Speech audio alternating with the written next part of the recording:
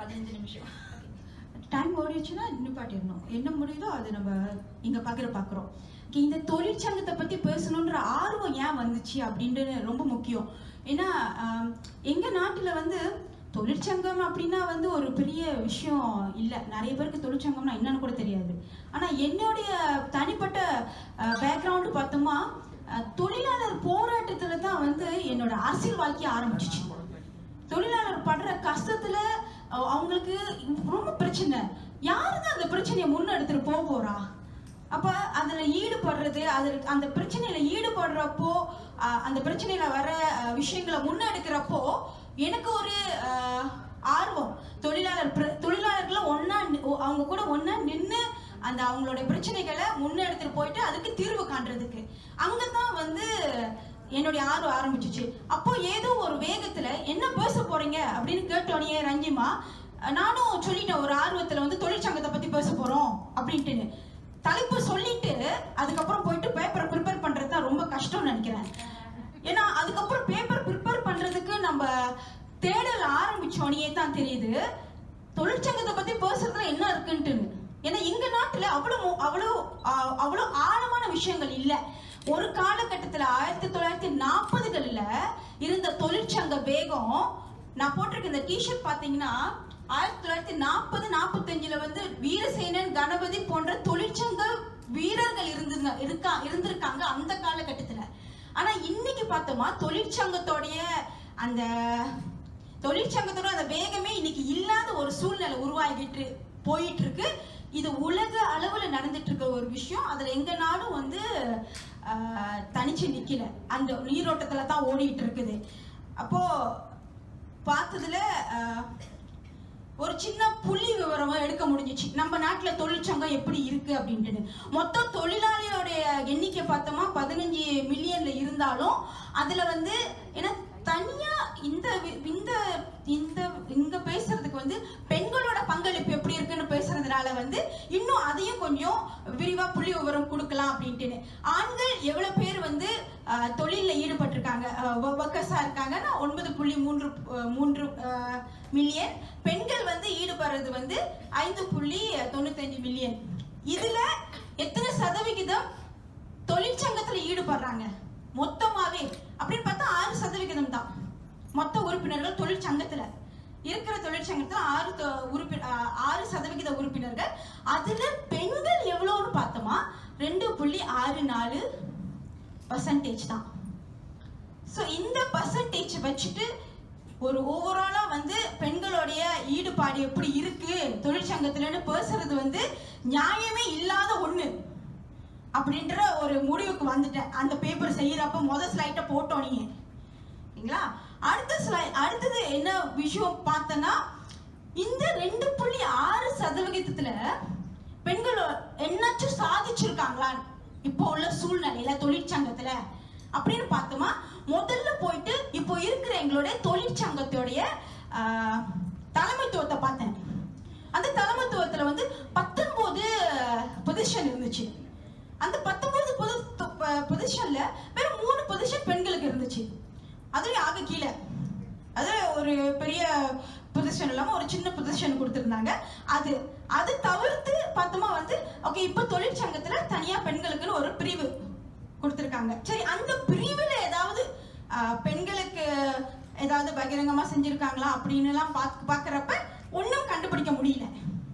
அப்போ மூணாவது விஷயம் என்ன தெரிய வந்துச்சுன்னா, இப்போ இயங்குற தொழிற்சங்கம் எப்படி இயங்குது, பெண்களை முன்னுக்கு கொண்டுட்டு வர முடியற மாதிரி உள்ள தொழிற்சங்கமா இல்ல ஆணாதிக்க சிந்தனையில வெறும் ஆண்கள் எல்லாமே டாமினேட் பண்ற ஒரு தொழிற்சங்கமா தான் இருக்கா அப்படின்றது.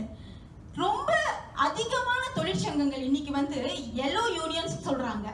ஏன்னா நம்ம பார்த்தோமா எப்போதுமே யூனியன்ல வந்து ஒரு ரேட் யூனியன் சொல்லுவாங்க, சில பேர் எல்லோ யூனியன் சொல்லுவாங்க. எல்லோ யூனியன்னா வந்து எப்போதுமே வந்து ஆளும் வர்க்கத்தோட இணைஞ்சு செயல்படுற ஒரு யூனியனாவே இருக்கும். அதாவது எதிர்த்து போராடுற அளவுக்கு குரல் கொடுக்கிற ஒரு யூனியனா இருக்காது, ரொம்ப இணைஞ்சு போற ஒரு யூனியன் இருக்கிற ஒரு சூழ்நிலை இருக்கு. அந்த மாதிரி யூனியன்ல பெண்களுக்கு வந்து கூடுதல் ஆப்பர்ச்சுனிட்டி, பெண்களை வந்து இது டெசிஷன் மேக்கிங் ப்ரோசஸ்ல ஈடுபடுத்துறது, அவங்களுக்கு கூட வாய்ப்பு கொடுக்கிற அந்த அந்த சூழ்நிலை இல்லை. ஸோ அதுதான் இன்னைக்கு நம்ம நாட்டில் இயங்கிக்கிட்டு இருக்கிற யூனியனோட சூழ்நிலை. ஸோ இந்த மாதிரி வர்க்க சிந்தனை இல்லாத ஒரு யூனியன்ல பெண்கள் எப்படி அவங்க பங்களிப்பை கொடுக்க முடியும்? அவங்களுக்கு அந்த தளம் ஏற்படுத்தலையே. அந்த தளம் இல்லை, அந்த தளம் இல்லை. அந்த பெண்களுக்கும் அதை எதிர்த்து அங்கேயிருந்து வெளியே வர்றதுக்கு வாய்ப்பு இல்லை. ஸோ இது இப்போ இருக்கிற அமைப்புல உள்ள விஷயம். ஸோ இதுல பேசுறதுக்கு எனக்கு ஒரு நியாயம் இல்லாத ஒரு விஷயம் மாதிரி இருந்துச்சு. ஏன்னா அதிகபட்ச பெண்கள் வந்து 39% பெண்கள் வந்து வேலையில இருக்கிற பெண்கள் வந்து தொழிற்சங்கத்துல இல்லை. அப்போ எங்களை மாதிரி பெண்கள்லாம், நான் தொழிற்சங்கவாதி இல்லை, என்னைய மாதிரி பெண்கள், இன்னும் நிறைய பெண்கள், பெண்ணியம் பேசுற பெண்கள், தொழிலாளர் வர்க்க சிந்தனை பேசுற பெண்கள், தொழிலாளர்கள் புரட்சியில் இருக்கிற பெண்கள் எல்லாமே வெளியே தான் இருக்கும், தொழிற்சங்கத்து உள்ளுக்கு இல்லை. அப்ப வெளியில இருக்கிற போர்சஸ் தான் வந்து எங்களுக்கு இந்த சிந்தனை கொடுத்திருக்கு. அப்போ 39% பெண்கள் இருக்காங்களே வெளியே, அவங்க கிட்ட தான் இந்த மாதிரி சிந்தனைகளை எப்படி நம்ம புகுத்தி அவங்கள கொண்டுட்டு வர முடியும், அவங்களை எப்படி ஒருங்கிணைக்கிறது, யூனியன்ல எப்படி ஒருங்கிணைக்கிறது அப்படின்ற வேலைகளை செய்ய நம்ம ஆரம்பிச்சோம். இப்போ என்னோட தனிப்பட்ட ஈடுபாடுன்னு பார்த்தீங்கன்னா, தொழிலாளர் ஒருங்கிணைப்புல நான் ஒரு 10 வருடமாக ஈடுபட்டு இருக்கேன். 15 வருடமா அரசியல்ல ஈடுபட்டாலும் இந்த தொழிலாளர்கள் ஒருங்கிணைப்பு அப்படின்ட்டு போக்கஸ்டா போனது 10 வருஷத்துல தான். ஸோ அந்த 10 வருஷத்துல நம்ம என்ன பார்த்தோம்னா, தொழிற்சங்கம் அமைக்கிறதுல ஒரு தேவை இருக்கு. ஏன் தேவை இருக்குன்னா, அவ்வளவு பிரச்சனைகள் இருக்கு. எல்லாரும் தனியா போராட முடியாது. அமைப்பு இருந்தா தான், அது ஒரு ஸ்ட்ரக்சர்டா இருந்தா தான் அந்த போராட்டத்தை முன்னெடுக்க முடியும். அப்படின்றப்ப இந்த எப்பவுமே பெண்கள் வந்து ஒரு நல்ல ஒரு ஃபைட்டிங்க்கு வந்து ஒரு பெரிய ஃபார்ஸா இருக்க முடியும். இந்த பெண்களை ஒருங்கிணைச்சா யூனியன்ல மாற்றம் பார்க்க முடியும். இப்ப இருக்கிற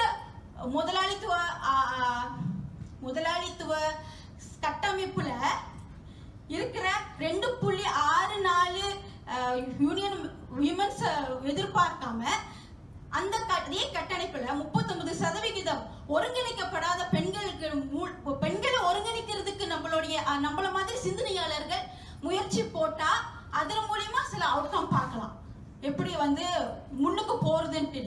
அப்போ பாக்குறப்ப பெரும்பான்மையான இந்த பெண்கள் வந்து எங்க இருக்காங்கன்னா, இன்ஃபார்மல் செக்டர்ல இருக்காங்க. பெண்கள் அவங்களும் ஒருங்கிணைக்கணும்னா அவங்களோட இயங்கணும். அப்ப இன்ஃபார்மல் செக்டர்னு பாத்தீங்கன்னா, நம்ம நாட்டுல பெண்கள் எல்லாமே இப்போ வந்து நிறைய மேனுஃபேக்சரிங்ல ஒரு ஃபார்மலா இல்லாம லைக் கான்ட்ராக்ட் ஒர்க்கர்ஸா இருக்காங்க. நிறைய கான்ட்ராக்ட் ஒர்க்கர்ஸ் இப்போ எங்க பார்த்தாலும் ஒரு நிரந்தரம் இல்லாத வேலைகள்ல இருக்காங்க. அப்புறம் நிறைய வந்து வீட்டு வேலைகள்ல ஈடுபடுறவங்க, வீட்டுல இருந்தே வேலை செய்யறவங்க, இப்படி பல செக்டர்ல வந்து பெண்கள் இருக்காங்க. சரி, இவங்க எல்லாத்தையும் எப்படி ஒருங்கிணைக்கிறது, ஒன்னா கொண்டுட்டு வர்றது?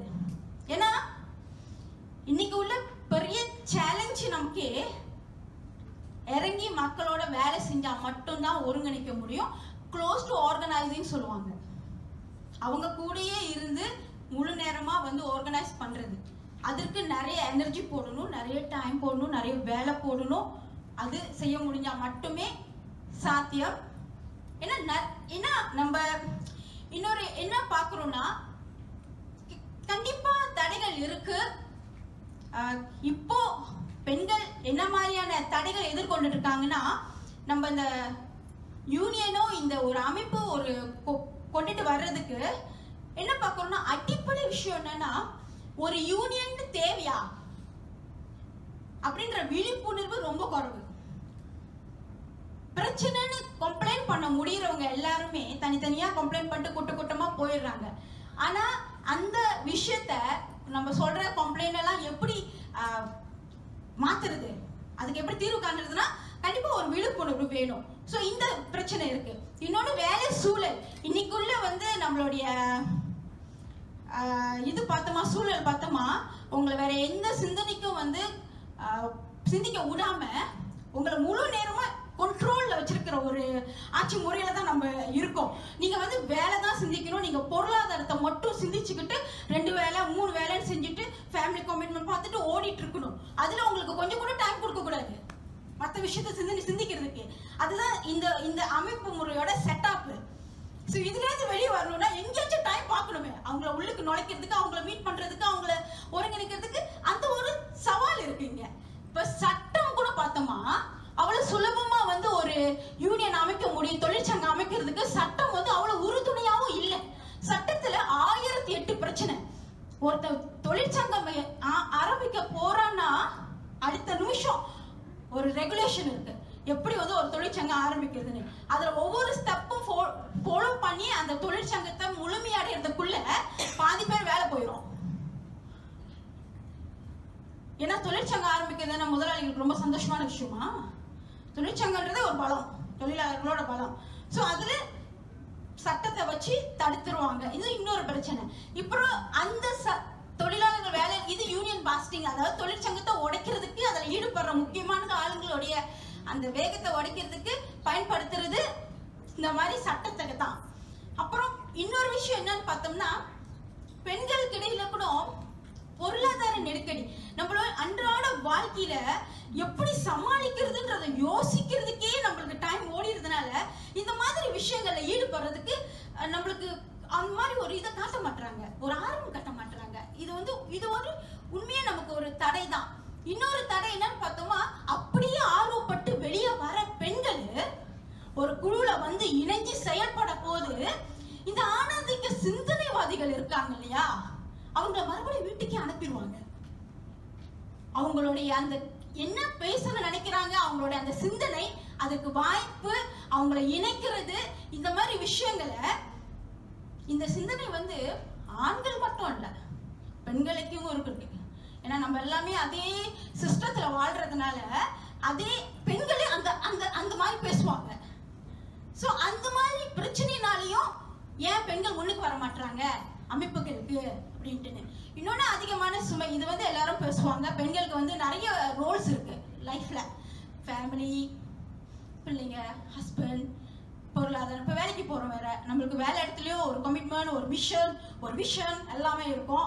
இதை சாதிக்கணும், அதை சாதிக்கணும்ட்டுன்னு இதுலயே நம்மளோட நிறைய எனர்ஜி எல்லாம் போட்டுட்டு இந்த மாதிரி ஒரு தேவை, யூனியன் தேவையோ ஒரு அமைப்பு தேவையோ அதை பத்தி யோசிக்கிறதுக்கோ அதுக்கு டைம் போடவும் முடியறது இல்லை. இன்னும் நிறைய விஷயம் பாத்தீங்கன்னா, கல்யாணமான பெண்களுக்கு இருக்கிற பெரிய பிரச்சனை எங்க நாட்டுல இது கண்டிப்பா இருக்கு. இந்த மாதிரி விஷயங்களுக்கு இறங்கி வேலை செய்யறதுக்கு கணவன் அனுமதிக்கிறது இல்லை. ஒவ்வொரு தடவை நம்ம பெண்களை பார்த்து பேசுறப்ப வீட்டுக்காரர் விடமாட்டாருங்க, அவர்கிட்ட அனுமதி கேட்கணும் அப்படின்னு சொல்லுவாங்க. இது ஒரு பெரிய விஷயம். இன்னொரு நம்ம நாட்டுல இருக்கிற இன்னொரு பிரச்சனை என்னன்னா, எந்த தொழிற்சங்கமோ எந்த அமைப்போ நாங்கள் வந்து வெறும் இந்தியர்களை சார்ந்து அமைக்க முடியாது. நம்ம வந்து பல்லின மக்கள் வாழ்ற நாடு. அப்போ பெண்கள் பல்லின இனத்திலிருந்து வர போறப்ப ஒரு பிரஜினிசம் வந்து இப்படி எப்போதும் இருக்கும். ஒரு இடத்துக்கும் இன்னொரு இடத்துக்கும் ஒன்னா கொண்டுட்டு வர்றப்ப அது ஒரு பெரிய பிரச்சனை நமக்கு அதை டீல் பண்றதுக்கு. இவங்க அவங்களை எப்படி பார்ப்பாங்க, அவங்க இவங்களை எப்படி பார்ப்பாங்க, அதுக்குள்ள ஒரு நம்பிக்கை ஏற்படுத்தணும் அவங்களுக்குள்ள. ஓகே, கண்டிப்பா ஃபர்ஸ்டா சொல்றேன். ஓகே, இந்த தடைகளை தாண்டி வந்து எப்படி வந்து நம்ம ஒருங்கிணைச்சுக்கிட்டு இருக்கோம் பெண்களை யூனியன்ல, அதுல சில சக்சஸ் கண்டுட்டு இருக்கோம். இப்ப பார்த்தோமா, இப்ப முக்கியமா வந்து பெண்கள்கிட்ட வந்து ரொம்ப அந்த உணர்வு வந்து அதிகமா இருக்கும். எப்போதுமே வந்து நம்ம வந்து அநியாயத்துக்கு நம்ம கண்டிப்பா குரல் கொடுக்கணும் அப்படின்ற விமனை நம்ம ஐடென்டிஃபை பண்ணணும். அது ரொம்ப முக்கியம். வேலை செய்யறப்பதான் சில பேருக்கு தெரியும் அந்த குணம் இருக்கு, இவங்களை வச்சுதான் நம்ம வந்து ஒருங்கிணைக்கிறதுல இவங்க தான் முக்கியமான ஒருங்கிணைப்பாளா இருப்பாங்கன்னு அவங்கள உள்ளுக்கு கொண்டுட்டு வரணும். அவங்களுக்கு சரிசமமான வாய்ப்பு கொடுக்கணும், ஊக்குவிப்பு கொடுக்கணும். பெண்களை கொண்டுட்டு வர்றப்ப ஒரு குடும்பத்தையே நீங்க சமாளிக்கணும். எப்படி குடும்பத்தோட உறவுகள் நீங்க வைக்க போறீங்க, அந்த பொண்ணுக்கு அந்த சுதந்திரம் கிடைக்கணும். அந்த குடும்பத்துல வெளியே வந்து இந்த வேலை செய்யறதுக்கு அதுக்கு நம்ம இது கொடுக்கணும். அப்புறம் ஆர்வம் அதிகமாகணும்னா முதல்ல நாங்க சந்திப்புகளை வந்து அவங்க இருக்கிற இடத்துல தான் ஆரம்பிப்போம். ஏன்னா இன்னைக்கு பெண்கள் வெளியே வர்றதுனால கஷ்டப்படுறாங்களே, இங்கேருந்து அங்க மூவ் பண்ண முடியாது, இங்கேருந்து இங்க மூவ் பண்ண முடியாது. அப்ப நம்ம போகணும். ஆரம்ப காலகட்டத்துல அவங்களுக்கு அந்த ஆர்வம் வர வரைக்கும், அவங்களுக்கு அந்த ஆர்வம் வந்துருச்சுன்னா அதுக்கப்புறம் அவங்க யாரும் கட்டுப்படுத்த முடியாது, அவங்களே வெளியே வருவாங்க. ஸோ தொடர்ச்சியான கூட்டங்கள் நடத்திட்டு இருக்கோம். தொழிலாளர்களுக்கு வர்க்க சிந்தனையை உருவாக்குறதுக்கு வகுப்புகள் நடந்துட்டு இருக்கு. ஏன்னா இப்ப இருக்கிற தொழிற்சங்கத்துக்கு இல்லாத பிரச்சனையே இதுதானே, சிந்தனை. இந்த சிந்தனை இருந்தா தான் பெண்கள் கூட வந்திருப்பாங்களே. ஸோ அதனால அந்த சித்தாந்த வகுப்புகள் நடந்துட்டு இருக்கு. பாகுபாடற்ற ஒருங்கிணைப்பு செய்யணும் அப்படின்றதுல ஒரு கான்சியஸான ஒரு டிசிஷன். யாரையும் எங்கேயும் ஒதுக்கி வைக்க கூடாது. எல்லா பெண்களுக்கும் சமமான அந்த இது கொடுக்கப்படணும். சில சில வெற்றிகள், அதாவது சின்ன சின்ன போராட்டங்கள், ஒரு தொழிலாளிக்கு இந்த பிரச்சனை சொன்னா அதை எப்படி குழுவா நின்று நம்ம வந்து அவங்களுக்கு வந்து ஊக்கம் கொடுத்து அதை சால்வ் பண்றது, அதுல கிடைக்கிற வெற்றியினால கூட அதிக பெண்கள் இன்னைக்கு வந்து ஈடுபடுறாங்க. தொழிற்சங்க அமைப்புலயோ இல்ல எந்தாவது ஒரு அமைப்புல பெண்கள் உள்ளுக்கு வராங்க. இன்னொன்று வந்து கூட்டு நடவடிக்கையை வந்து நம்ம எப்போதுமே ஆரம்பிக்கணும். ஒரு தனி மனிதனால மாற்றம் கொண்டுட்டு வர முடியாது. இந்த சிந்தனை வந்து பெண்களுக்கு வந்து அதிகமா இருக்கு.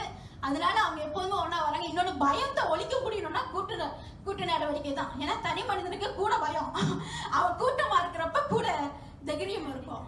ஓகே, சரி, நம்மளுக்கு அவ்வளவுதான் டைம். நான் வந்து இவங்களை ஒருங்கிணைக்கிறதுக்கு வந்து இடதுசாரிகளுடைய, ஏன்னா இன்னைக்கு நாட்டில் யூனியன் வந்து ஸ்ட்ராங்கா இல்லை. பெண்கள் நிறைய பேருக்கு வந்து அந்த வலு இருக்கு. அவங்க ஒருங்கிணைக்கணும். அது ஒருங்கிணைக்கிற வேலைகள் வந்து நம்மள மாதிரி பெண்களுக்கு தான் முடியும். சராசரி பெண்களுக்கு அந்த சிந்தனையை தொடங்கி அதுலேருந்து நம்ம வந்து அவங்களை கொண்டுட்டு போனோம். நன்றி.